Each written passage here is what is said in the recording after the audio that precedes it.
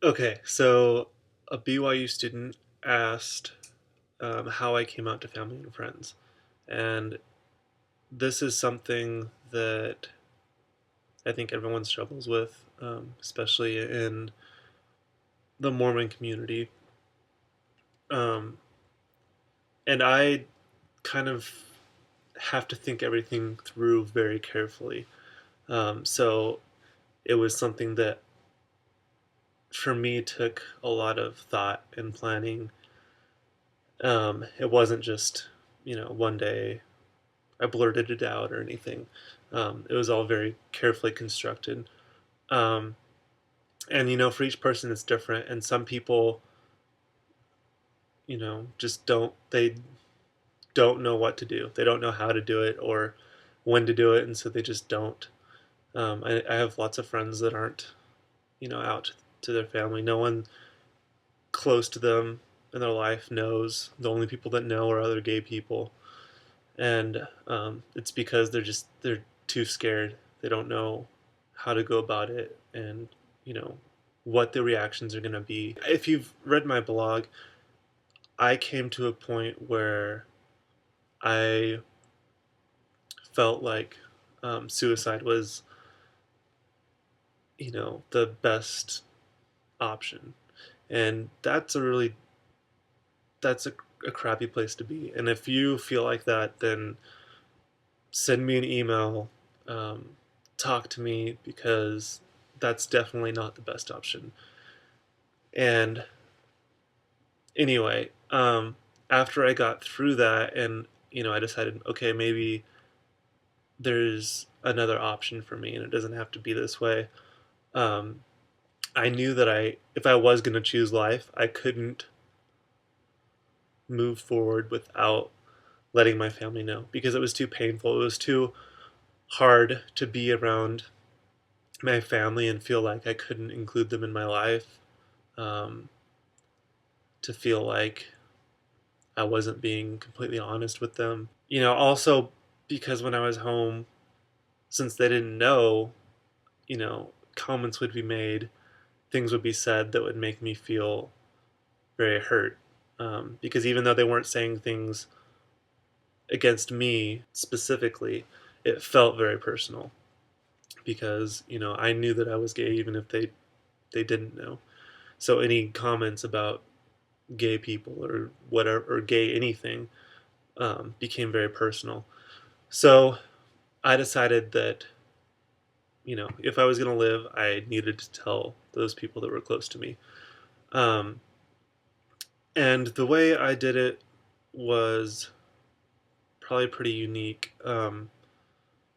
First of all, since I had come so close to taking my life, um, I mean, I had suicide letters and things written, everything was planned and ready. Um, I kind of started there with them. My family knew that I was like struggling with depression. They didn't know why, but they knew that I was, taking antidepressants, and um, so they knew I was struggling for some reason. So I decided to start there and say, you know what? I started a Skype conference because I was here in Utah. They were in California, and I, set up a time when I could talk to my parents and my oldest sister. My youngest sister was gone. I felt that she was young enough that my parents could decide how they wanted to, deal with that, um, handle it. Telling her, not telling her, what they tell her. So, but my other sister was 20 years old, and so I felt that she could be there and hear what I had to say and make her own come to her own conclusions. Anyway, so I set up a time where I could have a Skype conference with them, and so we started the Skype, and I just told them, I've been really depressed and it's been really bad, um, and it got to the point where I was ready to take my life. And the last time that I saw you guys, I felt that that was going to be my, the last time that I was saying goodbye, and that of course, blew them out of the water, and they weren't expecting that at all, and I told him things have been really difficult for me. I've had to have a lot of things to come to terms with, and um, I told them that I explain everything in an email that I was about to send them, that I wasn't going to explain it, right then. And I also told them I didn't want them to contact me. That I didn't want them to call me or visit me until they had read this book that I had sent in the mail to them. And the book was it's a book by Carolyn Pearson. She's a LDS writer, and it's called No More Goodbyes. And that book basically saved my life. It gave me reason to hope that there was reason for living.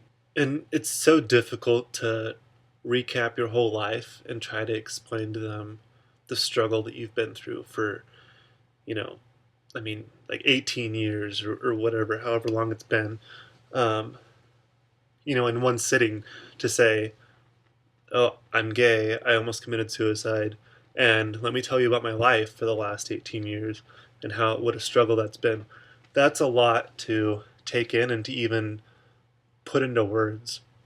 And so I felt that that book did a really good job sharing some of the struggles and stories that I related to a lot, that I could say, you know what, that was me.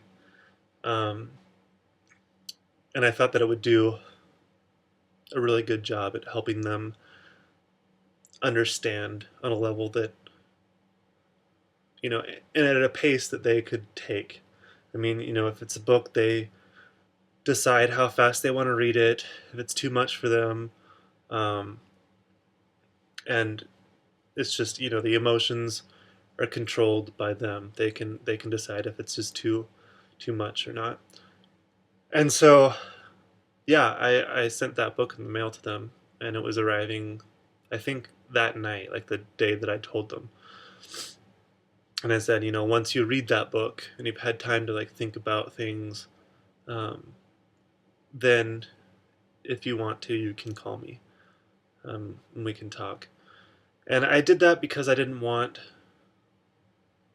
our initial reaction conversation about it to be so emotionally charged. I mean, coming to terms with the fact that I was gay took me my whole life, and to expect that they're going to be able to process that in a matter of minutes is unfair.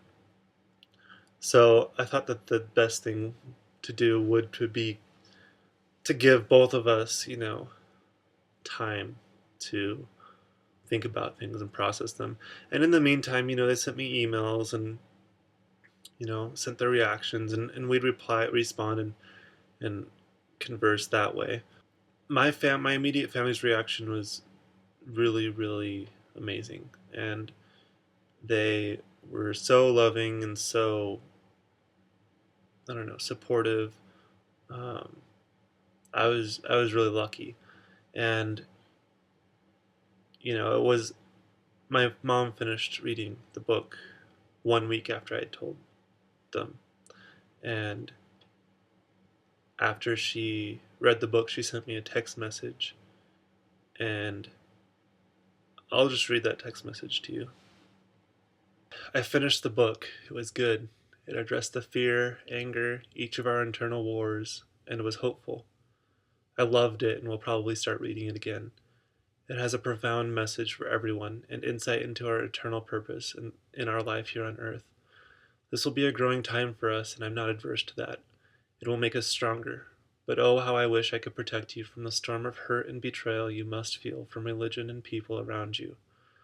I mean this. If you meet some person, gay or not, that does not have a family to support them, bring them here. I would like to be their family. No one should have to endure rejection on that level. I'm serious. So I read that, you know, after work on our Friday night, and I was ready. I was, at that moment, I knew I was ready to go home. And,